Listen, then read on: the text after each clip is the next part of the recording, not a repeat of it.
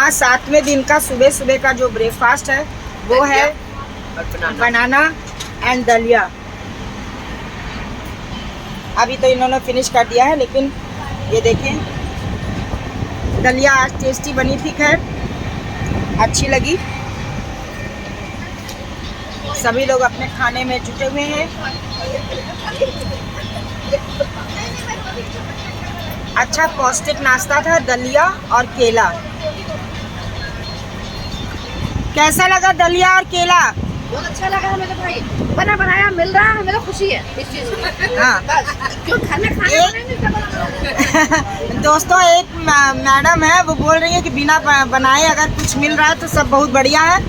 ये उनका भी कथन सही है कि बनाना पड़ता है तो जो है बिना बनाए स्वाद ज़्यादा लगता है। ये तो बात सही है। ये रामेश्वरम जाते समय रास्ते का दृश्य है। और अब देखिए जो है रामेश्वरम पहुंचने तक में ये रास्ते का जो है हम सीन आपको दिखा रहे हैं कि मौसम भी बहुत अच्छा है। कल रात में तो बहुत ठंडी लग रही थी, तो अब थोड़ी देर में हम लोग रामेश्वरम में होंगे, फिर उसके बाद जो है मदुरई आएंगे, तब उसके बाद हम लोग कन्याकुमारी जाएंगे। और इस तरह से रास्ते का नज़ारा इतना खूबसूरत कि आपको हम क्या बताएं। हरे भरे पेड़, पहाड़ी और नीला आसमान और बहुत सुंदर, बीच बीच में पानी भी बरसने लग रहा है। और मौसम की खूबसूरती को हम बयान नहीं कर सकते। हमने सोचा था कि साउथ में बहुत गर्मी होगी, लेकिन बहुत अच्छा मौसम है यहाँ पर। और देखकर बहुत आनंद आ रहा है कि हम यूपी के गर्मी से भी थोड़ा हमें राहत मिली, क्योंकि हम साउथ आए थे तो हम लोग घबरा रहे थे कि यहाँ पे बहुत गर्मी होगी। लेकिन मानसून आने के कारण और बहुत ही उपजाऊ यहाँ पे ज़मीन है। खेत एकदम लाल लाल यहाँ पे खेत रहते हैं, जैसे लगता है खाद पड़े हुए हैं। बहुत ही खूबसूरत। इसका वर्णन हम अपने शब्दों में क्या बयां करें, आँखों को देखने में बहुत सुंदर लग रहा है। तो जब कभी आप साउथ में घूमने आए तो आप इसका वर्णन कर पाएंगे और इसको अपनी आँखों से देख पाएंगे कि कितना खूबसूरत है ये। चारों तरफ नारियल के पेड़ ही पेड़ नज़र आते हैं। रास्ते का नज़ारा मैंने इसलिए ज़्यादा दिखाया है क्योंकि आप जब ट्रेन में 12-12, 14-14 घंटे 2-2 दिन की सफ़र करते हैं तो अब आप बोर होने लगते हैं। तो आप जो है भारत गौरव ट्रेन में जब यात्रा कर रहे हैं तो उसकी खूबसूरती का वर्णन तो आपको करना ही पड़ेगा। अब देखिए हम लोग रामेश्वरम स्टेशन पर पहुंच चुके हैं। ट्रेन हमारी भारत गौरव ट्रेन पहुंच चुकी है और सभी यात्री उतरकर स्टेशन से ऊपर की ओर से जाते हुए नीचे जाएंगे और फिर बस पकड़ेंगे। और इस तरह से हम लोग काफ़ी थक भी चुके हैं। और अब हम लोग देखेंगे कि बस के द्वारा हमारी कितनी यात्रा होती है और फिर बस में जितनी भी चीज़ें हम देखेंगे उसे हम बताएंगे।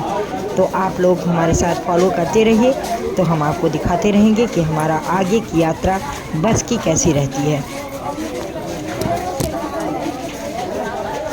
अब हम लोग रामेश्वरम के जो स्टेशन पर पहुंच चुके हैं। अब हम लोग जा रहे हैं होटल, वहाँ थोड़ा देर विश्राम करेंगे और विश्राम करने के बाद तब हम लोग दर्शन के लिए तैयार होंगे। अभी हम लोग रात भर के जगह हैं और बिल्कुल 2 घंटा 2.5 घंटा नहीं, लगभग कितने घंटे सफ़र किया? 4 घंटे कम कम।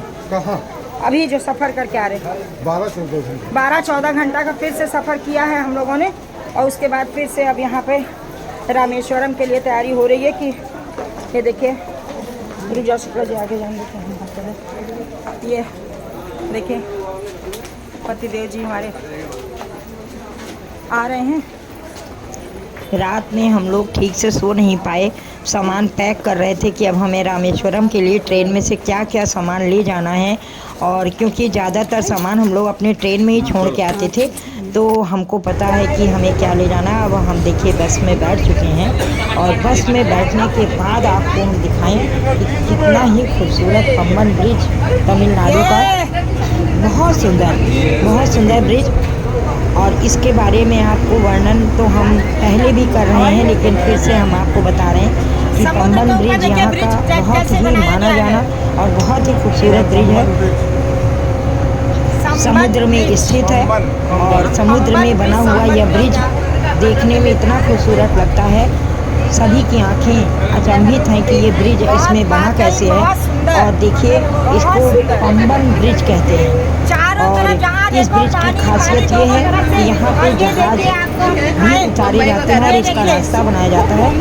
तो इसको आप देख सकते हैं और दूर दूर तक समुद्र दिखाई दे रहा है। दोनों तरफ हमारी गाड़ी दोनों समुद्र के बीच में चल रही है। ये बोट्स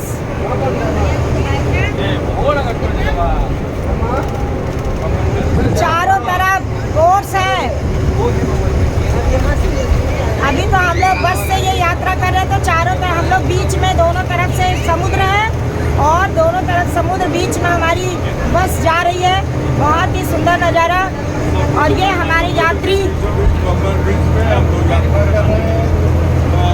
बोलो हर हर महादेव, हर हर महादेव की कृपा से आज ये दृश्य देखने को मिला है। बम बम भोले, बम बम भोले, बम बम भोले, हर हर भोले, हर हर भोले। जय श्री राम, जय श्री राम, जय जय श्री राम, जय श्री राम। यहाँ से जहाज जाते हैं, इसमें नीचे हो गई है, खुल जाती है पटरी अपने आप। ये पटरी यहाँ से खुलती तो जहाज इससे पार कराई जाती है। देखिए यहाँ से जहाज पार कराई जाती है, वो दृश्य आप देख लीजिए। ये जहाज पटरी ऊंची हो जाती है। ये है वो दृश्य जहाँ से जहाज पार कराई जाती है। नहीं शीशा तो खोल देते नहीं, मोबाइल गिर जाएगा। नहीं, मोबाइल की हवा तेज है ना, हवा तेज है। वास्तव में मतलब इसकी खूबसूरती का हम लोग वर्णन क्या ही करें, हैं? इस खूबसूरती का वर्णन क्या ही हम लोग करें, या आंखों से देख कर ही आप लोग अनुभव कर सकते हैं। और बाकी तो बताने को तो हम बहुत कुछ बताना चाहते हैं, लेकिन शब्द कम पड़ जाएंगे इस खूबसूरती के नज़ारे के आगे। शब्द नहीं है।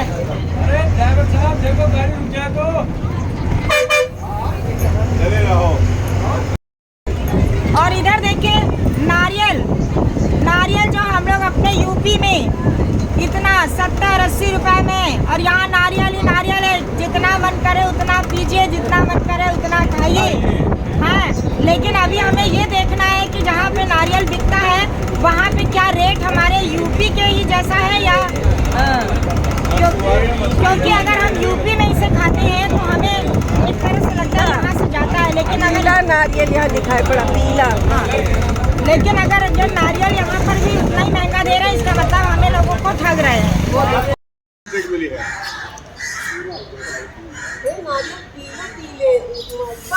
यहाँ पे हर जगह नारियल का, और मुझे यहाँ पे एकदम पास में मिल गया, इसलिए नारियल के पेड़ का मैं देख लूँ कि एक एक पेड़ में लगभग 150 से 200 नारियल लगे हैं। ये देखिए, ये हम लोग गुरुद्वारा में रुके हुए हैं भोजन करने के लिए।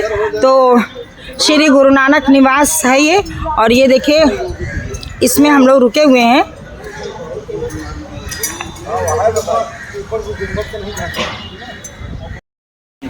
तमिलनाडु में पहुंच चुके हैं और गुरुद्वारा के अंदर बहुत ही स्वादिष्ट भोजन, पूड़ी, आज बहुत दिनों बाद हम लोगों को पूड़ी और पनीर की सब्जी, दाल और एक मिक्स सब्जी और चावल, हाँ ये मिला हुआ है, सलाद, और सभी लोग ये देखे खा रहे हैं। आज खाना देख के लग रहा है कि बहुत टेस्टी है।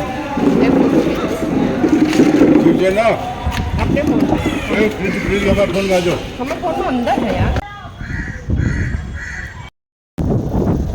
बहुत ही अच्छी मस्त हवा चल रही है। और जो है हम लोग गुरु नानक निवास पास में और बहुत बड़ा गुरुद्वारा है।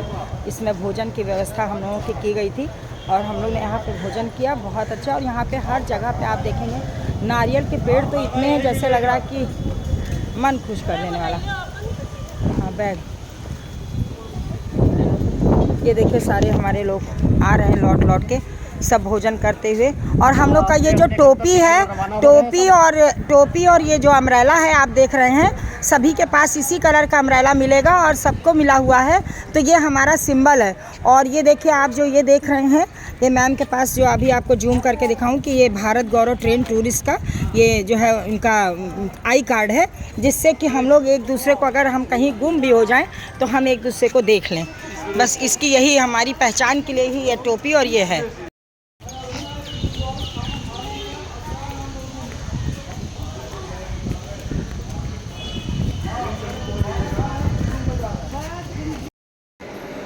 रामेश्वरम मंदिर के बाहर का दृश्य, अंदर मतलब गलियारे का ये दृश्य है रामेश्वरम मंदिर का। हम लोग मंदिर का कल का हम लोगों का ये प्लान था कि हम लोग करेंगे, लेकिन आज ही इतना सुंदर दर्शन हो गया। भीड़ बहुत कम थी, हम लोग अपने आप से आए और सोचा कि देखें अगर दर्शन हो जाए तो कर लिया जाए, और उसके बाद इतना आराम से दर्शन मिल गया।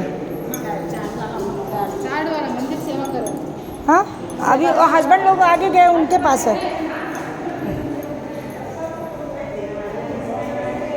यह रामेश्वरम मंदिर, जिसे हम लोग रामनाथ स्वामी मंदिर भी कहते हैं, और इसे तमिलनाडु के रामनाथपुरम ज़िले में स्थित एक प्रसिद्ध हिंदू मंदिर है ये। और कहा जाता है कि यह मंदिर भगवान राम को समर्पित है और भारत के 12 ज्योतिर्लिंग में से भी यह एक है। रामेश्वरम को हिंदुओं के 4 धामों में से भी एक माना जाता है। बहुत ही खूबसूरत मंदिर, और इसमें कुछ ऐसा भी माना जाता है कि भगवान राम ने जब लंका पर विजय प्राप्त किया था और उसके बाद उन्होंने रावण की हत्या की थी, तो उन्हें लगा कि हमें ब्रह्म हत्या का दोष लग गया है। तो उसके पाप से, उसके दोष से मुक्ति पाने के लिए उन्होंने यहाँ रामेश्वरम में शिवलिंग की स्थापना किया था, और इसी स्थापना करने की वजह से इसे हम लोग रामेश्वरम मंदिर के नाम से जानने लगे। क्या है? मंदिर परिसर में 22 कुएं हैं जिन्हें हम कुंड कहते हैं, और इनके बारे में माना जाता है कि भगवान राम ने अपने बाणों से इसको वेध करके और इन कुओं का निर्माण किया था। और इस मंदिर का एक और भी जानकारी मिली है कि मंदिर का गलियारा दुनिया का सबसे बड़ा गलियारा माना जाता है, और इसी मंदिर के पास धनुषकोटी नामक का स्थान है, और धनुषकोटी समुद्र के किनारे बसा हुआ है, और भगवान राम ने लंका जाने के पहले उसमें सेतु का निर्माण किया था। इस तरह जो है इसका बहुत ही माना जाना ये प्रसिद्ध मंदिर है। और रामेश्वरम हिंदुओं का क्योंकि एक महत्वपूर्ण तीर्थ स्थल है, तो इसमें ज़्यादातर हिंदू ही लोग यहाँ पर आते हैं। इतना खूबसूरत बना हुआ है, पूजा अर्चना करते हैं, और मंदिर भगवान शिव और भगवान राम दोनों से जुड़े हुए हैं, जिससे इसका धार्मिक महत्व और भी बढ़ जाता है। मंदिर की जो वास्तुकला है उसको आप देखेंगे तो देखते ही रह जाएंगे। इसकी बनावट, इसकी जो एक एक नक्काशी देखते ही बनती है। बहुत ही सुंदर मंदिर बना हुआ है। मंदिर का तो इतिहास इतना तो हम नहीं बता पाएंगे, लेकिन राम के समय से ही ये जुड़ा हुआ है, और इसीलिए इस मंदिर को यह खास बनाता है। और रामेश्वरम मंदिर हम कैसे हवाई जहाज़ से भी पहुंच सकते हैं, और क्योंकि उसका हवाई अड्डा मदुरई है जो 175 किलोमीटर दूर है, और इसी तरह हम ट्रेन से भी इसकी यात्रा कर सकते हैं, लेकिन मदुरई जंक्शन से जो हमें मिलता है। और सड़क मार्ग से भी हम इसको बस, टैक्सी और बस के द्वारा भी हम आ सकते हैं। और मंदिर का जो समय है वो 5 बजे से 9 बजे रात तक है, इसीलिए आज हम लोगों ने 8:30 बजे आकर के अपने आप यहाँ पे दर्शन कर लिया। और बहुत ही मतलब सौभाग्यशाली है जो हमें आज तो हमने दर्शन किए ही किए हैं, और कल भी हमें इसके दर्शन प्राप्त होंगे, क्योंकि कल हम इसमें समुद्र स्नान करेंगे, और समुद्र स्नान करने के बाद 22 कुंडों का स्नान करेंगे, 22 कुंडों का स्नान करेंगे, और इसके बाद फिर हमें इसके दर्शन फिर से करने को सौभाग्य मिलेगा। बहुत ही हम अपने आप को परम सौभाग्यशाली समझते हैं कि हम इस मंदिर में आए और हमें दर्शन मिला। और एक बार नहीं, हमें दो बार दर्शन प्राप्त होंगे। बोलिए अरे जय इसको श्री बहुत बड़ी राम। मान्यता है। इस मंदिर को बनवाने के लिए कहा जाता है कि मंदिर में 40 फुट ऊंचे पत्थर का एक साथ पिरोना, मंदिर को बनाने के लिए पत्थरों को श्रीलंका द्वारा लाया जाना। और रामेश्वरम में एक बहुत ही प्रसिद्ध गंधमादन पर्वत है, जो हनुमान जी ने समुद्र ये पार करने के समय जब उसमें छलांग लगाई थी, तो रामेश्वरम उसके मंदिर, बाद वहाँ से जो जिसका पत्थर सामने प्राप्त से हुए आपका ये थे, दृश्य उसी है को और रामेश्वरम कई में तरह से लाकर दरवाजे लगाए गए हैं। हैं, ये भी एक जिससे दरवाजा है यह और ही लेकिन ईस्ट तरफ से लोग कहते हैं कि घुसना चाहिए। परम धाम बन जाता है। ये 10 ज्योतिर्लिंग साइड तो है। है ही है, लेकिन उसके साथ साथ यह ज्योतिर्लिंग के साथ साथ ये धाम भी कहलाता है। तो इसलिए रामेश्वरम मंदिर हिंदुओं का एक पवित्र स्थान है, पवित्र तीर्थ स्थान है। और यह तमिलनाडु के रामनाथपुरम